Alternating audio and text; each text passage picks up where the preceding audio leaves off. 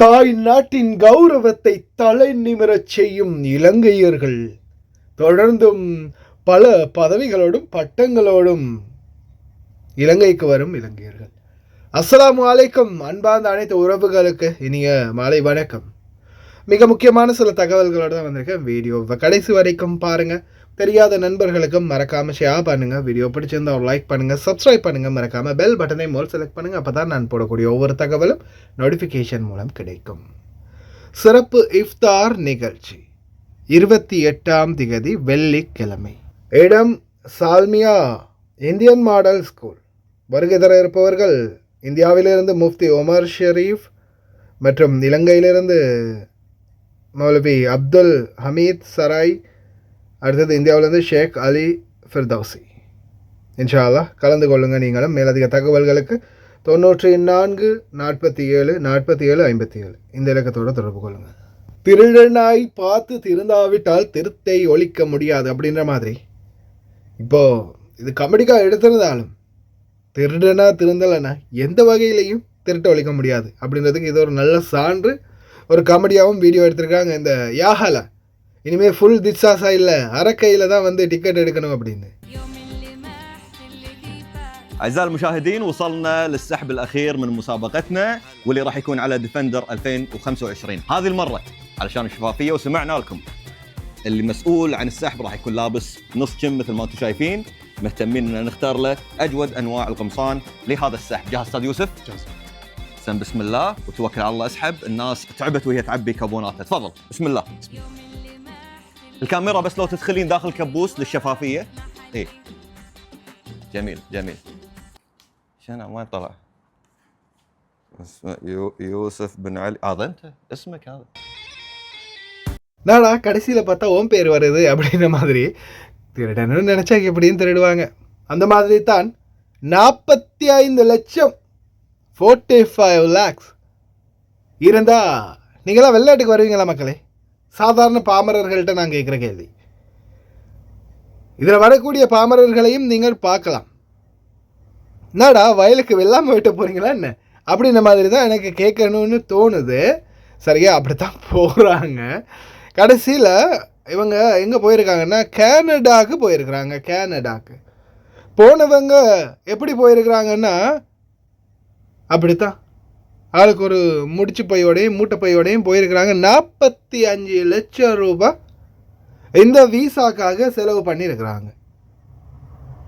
45 லட்சம் லக்ஷ ஹத்தாலிஸ் பஹாக் பேகின் கேவலான்னு தான் போட்டிக்குது இதில். சரியா? 45 லட்சம் செலவு பண்ணி போயிருக்கிறாங்க. பாருங்களேன், நீங்களே நல்லா பாருங்களேன். நான் இது இந்த காட்சி அப்படியோ எனக்கு எங்கே கொண்டு போகுதுன்னா, நாட்டில் ஒரு காலத்தில் நான் பஸ்ஸில் ட்ராவல் பண்ணும்போது, வண்டியில் ட்ராவல் பண்ணும்போது பார்த்துக்கிறேன். அந்த பஸ் ஸ்டாண்டில் வெள்ளாமை வெட்டுறதுக்காக, அதாவது வயலில் நாற்று நட்டு இருப்பாங்க இல்லையா, அந்த வெள்ளாமையை வெட்டுறதுக்காக ஒரு டீம் அந்த இந்த நெல் பயிர் செய்கை அறுவடை பண்ணக்கூடிய நேரத்தில் இப்படி ஒவ்வொரு டீமாக போவாங்க நம்மளோட ஊரில் நெல் அறுவடை பண்ணுறதுக்கு பல மக்கள். அந்த மாதிரி தான் தோணுது. சரி, நீங்கள்லாம் படித்து கிராஜுவேட் முடித்து பெரிய பெரிய நல்ல உயர்கல்விகளை முடித்தவங்களுக்கே இப்போ தொழில் இல்லாத இந்த காலத்தில் பாஸ் நீங்கள்லாம் 45 லட்சம் கட்டி கேனடாவில் போய் என்ன பண்ணுவீங்க? கல்லோடுப்பீங்க, புல் பிடுங்குவீங்களா, தட்டு கழுவுவீங்களா? நான் வேணா ஜெல்லர்கிட்ட சொல்லி கிச்சன்ல கழிக்கின்ற வேலை வாங்கி தட்டுமா? ஐயோ, அதுக்கெல்லாம் முன் அனுபவம் வேணுமே. உட்கார்ந்த இடத்துலயே நோகாம நோம்பு கும்பிட்ட வேலை ஒண்ணு இருக்கு, செய்வீங்களா? அதான் கம்மியான்றது. அதுதான் இப்ப போய் பண்ணுங்க, அதை பண்ணுங்க. அந்த கடல் மார்க்கமா இல்லீகலா என்னது சட்டவிரோதமா ஒவ்வொரு வழியிலையும் இந்த வெளிநாடு போகணும்னு நினைக்கிறவங்க கடைசியில கம்பி என்ன போறீங்க, அதுதான் மிச்சம்.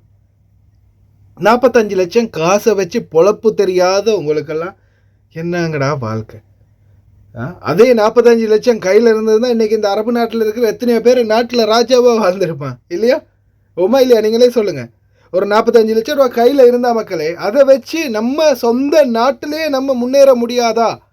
சொந்த நாட்டை விட்டுட்டு எதுக்குடா கனடா போகிறேன்னு ஜெர்மன் போகிறேன்னு அங்கே போய் குளிர்லையும் மலையிலையும் வெயிலையும் அது சாக போகிறீங்க. அங்கே போன உடனே உங்களுக்கு என்ன கனடா பிரதமர் வீட்டுக்கு பக்கத்துலேயே உங்களுக்கு ஒரு சின்ன கெஸ்ட் ஹவுஸாக கட்டித்தர போகிறாங்க. அங்கே வேலை செய்கிறவங்களோட நிலைமை என்னன்னு தெரியுமா உங்களுக்கு? ஒரு வாரத்துக்குரிய சாப்பாடு ஒரே நாள், அதுவும் ஒரே நாள் லீவ் எடுத்து அந்த நாளில் சமைச்சு எல்லாத்தையும் வகை வகையாக பாட்டில் பண்ணி வச்சுட்டு ஃப்ரிட்ஜில் போட்டு ஃப்ரீசரில் போட்டு அதை வச்சு ஒவ்வொரு நாளைக்கு சூடு பண்ணிவிட்டு சாப்பிட்டுட்டு காலையில் ஒரு ஷிஃப்ட்டு, மாலையில் ஒரு ஷிஃப்ட்டு, நைட்டில் ஒரு ஷிஃப்ட்டுன்னு 3-4 ஷிஃப்ட்டு அடித்து இன்றைக்கி வாழ்ந்துக்கிட்டு இருக்கிறாங்க. அங்கே சிட்டிசன்ஷிப் எடுத்து வாழ்கிறவங்களை, அங்கே குடியுரிமை பெற்று இருக்கிறவங்களுக்கு, அதுவும் ஒரு அளவு பெரிய மட்டத்தில் நல்ல உயர் மட்டத்தில் சம்பளத்தில் நல்ல பதவியில் இருக்கிறவங்களை தாண்டி பாமர தொழிலாளர்கள் அவங்கள மாதிரி தான் இங்கேருந்து பாமர தொழிலாளர்களாக கடல் மார்க்கமாக ஒவ்வொரு மார்க்கமாக சட்டவிரோத குடியிருப்பாளர்கள் அந்த நாட்டில் போய் தங்கி இப்போ குடியுரிமை எடுத்து இருக்கிறாங்களே, இன்றைக்கும் எதுக்குடா என் சொந்த நாட்டு இலங்கையை விட்டுட்டு வந்தேன்னு தான் தவிக்கிறாங்க. லூசுத்தனமாக போய் மாட்டிக்காமல் இருக்கிறத வச்சு பொழைக்கிற வழியை பாருங்கப்பா. இதோ வருகிறது குவைட் ஏர்வேஸ் விமானம் வருகிறது, வந்துவிட்டது. இதோ வருகிறார்கள் நாட்டிற்கு கௌரவத்தை அள்ளி வழங்கிய வெளிநாட்டு தொழிலாளர்கள். இலங்கையினுடைய மானத்தை கொண்டு வருகின்றார்கள் குவைட் ஏர்வேஸ் விமான நிலையத்தில், விமானத்தில். இலங்கை கட்டுநாயக்க சர்வதேச விமான நிலையத்துக்கு பல பதக்கங்களுடன் வந்திருக்கின்றார்கள். 10 வருஷம் 20 வருஷம் வாழ்நாள் பூரா கீருக்கு நாய்கள் வெளிநாட்டுக்கு பொழைக்கிறதுக்காக ஏண்டா வந்த இடத்துல பொழைச்சிட்டு போங்களேண்டா. இது உங்களுக்கு கௌரவமா? வெளிநாட்டுக்கு தொழிலுக்காக போய் சொந்த நாட்டில் இன்னைக்கு சிறை கைதியாக வாரீங்க. எப்படி ஒரு கௌரவம் இல்லையா? எப்படி ஒரு பெருமை இலங்கைக்கு? இந்த எருமைகளை எல்லாம் வெளிநாட்டுக்கு அனுப்பினதில் எவ்வளோ ஒரு பெருமை நாட்டுக்கு. கஞ்சா விற்றதும், சாராயம் விற்றதும், போதைப் பொருள் விற்றதும், என்ன கௌரவமான வாழ்க்கை நாட்டுக்கு. அதுக்கு எல்லாம் மூஞ்சேண்டா மூடுறீங்க. ஏன் நீங்களாம் மூஞ்ச மூடுறீங்க? மூஞ்சி மூடுறாங்களா? செய்கிறது யோக்கியமான வேலை, மூஞ்ச மட்டும் மூடிக்கிறாங்க.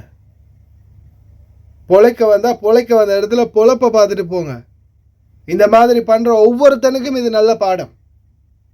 போதைப் பொருள், கள்ளச்சாராயம் இல்லையா, ஒவ்வொரு விடயத்திலையும் இந்த நாட்டில் சட்டவிரோதமான செயல்பாடுகள்ல எல்லாம் யார் ஈடுபடுறீங்களோ அத்தனை பேருக்கும் நல்ல ஒரு படிப்பினையும் நல்ல ஒரு பாடமும்.